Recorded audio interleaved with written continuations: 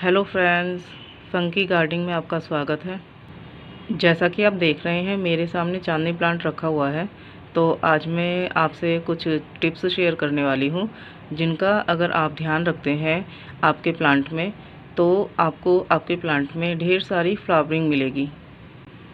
इस प्लांट में हमें कुछ छोटी छोटी बातों का ध्यान रखना होता है जिनका अगर हम ध्यान रखते हैं तो हम अपने प्लांट में बहुत ही आसानी से फ्लावरिंग बढ़ा सकते हैं। सबसे पहली बात जो हमें ध्यान रखनी होती है वो ये कि इसकी मिट्टी सूखने पर ही हमें वाटरिंग करनी है। इसमें अगर हम ऐसा नहीं करते हैं और मिट्टी गीली रहने पर इसमें पानी डाल देते हैं तो इससे इसकी जो पत्तियां हैं वो पीली पड़नी शुरू हो जाती हैं और धीरे धीरे करके वो झड़नी शुरू हो जाती हैं, जिससे इसकी ग्रोथ पर असर पड़ता है और ग्रोथ रुक जाती है। अगर पौधे की ग्रोथ रुक जाएगी, उसमें नई नई पत्तियां नहीं बनेंगी और नई नई ब्रांचेस नहीं बनेंगी तो उसमें फ्लावरिंग भी नहीं होगी, क्योंकि जितनी ज़्यादा पौधे की ग्रोथ होगी उतनी ही ज़्यादा उसमें बडिंग होगी। दूसरी बात जो हमें ध्यान रखनी है वो ये कि इसमें ओवर वाटरिंग नहीं करनी है। अगर ओवर वाटरिंग होगी, मिट्टी में पानी ठहरेगा तो इससे प्लांट की रूट गल जाएगी और अगर प्लांट की रूट गल जाएगी तो प्लांट डैमेज हो जाएगा। तो इसमें ओवर वाटरिंग भी नहीं करनी है। एक और चीज़ जो हमें ध्यान रखनी है वो ये कि हर 2.5 से 3 महीने पर इसमें फर्टिलाइज़र ज़रूर डालें, क्योंकि अगर हम फर्टिलाइज़र डालते हैं तो प्लांट की ग्रोथ बहुत अच्छी चलती है।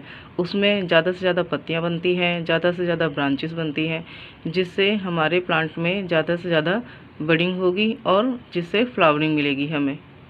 और एक सबसे ज़रूरी चीज़ जो हमें इस प्लांट के बारे में ध्यान रखनी है वो ये कि हर 3 से 4 महीने पर हमें इसकी रिपोर्टिंग करनी है।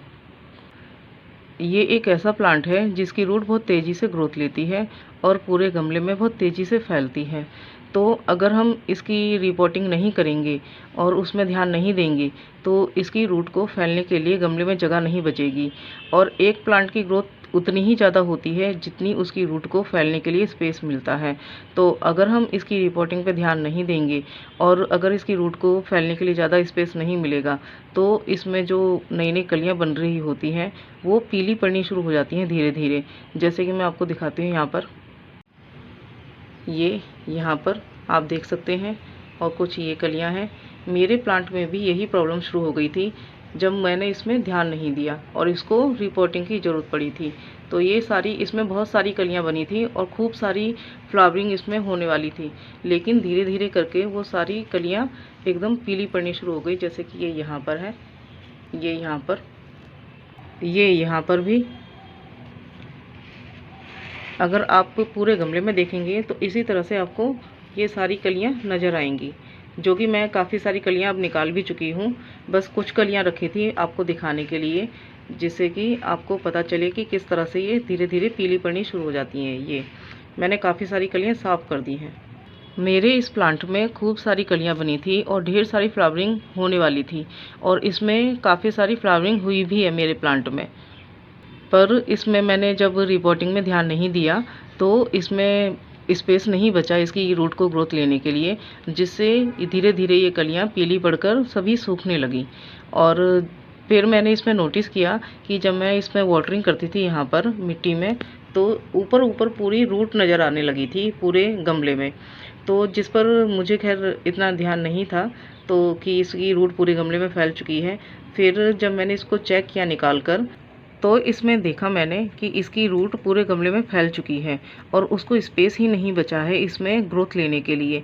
तो फिर मैंने इसमें से इसकी रूट को निकाला, उसके बाद इसको हल्का हल्का कट करके उसके बाद मैंने इसको दोबारा से रिपोर्ट किया।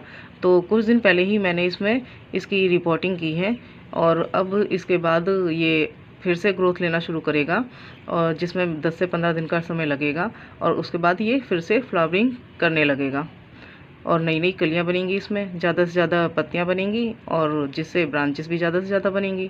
और जब पत्तियां और ब्रांचेस बनेंगी नई नई तो इसमें फ्लावरिंग भी उतनी ही ज़्यादा होगी।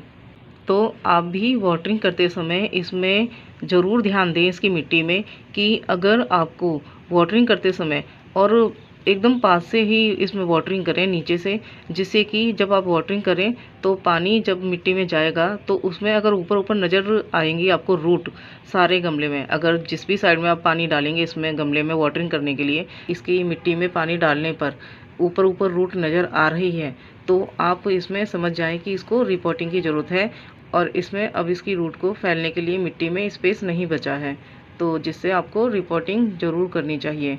अगर आप ऐसा नहीं करेंगे तो आपके प्लांट की भी कलियां धीरे धीरे पीली पड़नी शुरू हो जाएंगी और फ्लावरिंग रुक जाएगी। एक और चीज़ जो हमें ध्यान रखनी है वो ये कि हमें इस प्लांट को 3 से 4 घंटे की डायरेक्ट सनलाइट में ज़रूर रखना है।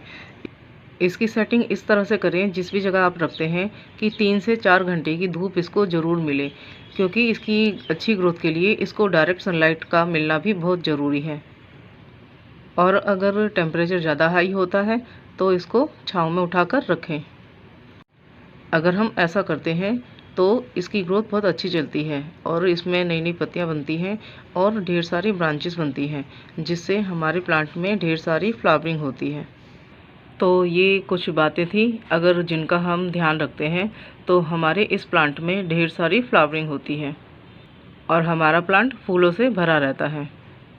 आई होप ये वीडियो आपको पसंद आया होगा। तो अगर आपको ये वीडियो पसंद आया तो इस वीडियो को लाइक करिए, शेयर करिए और चैनल को सब्सक्राइब करिए। तो मिलते हैं अगले वीडियो में नए टॉपिक के साथ। Till then bye bye.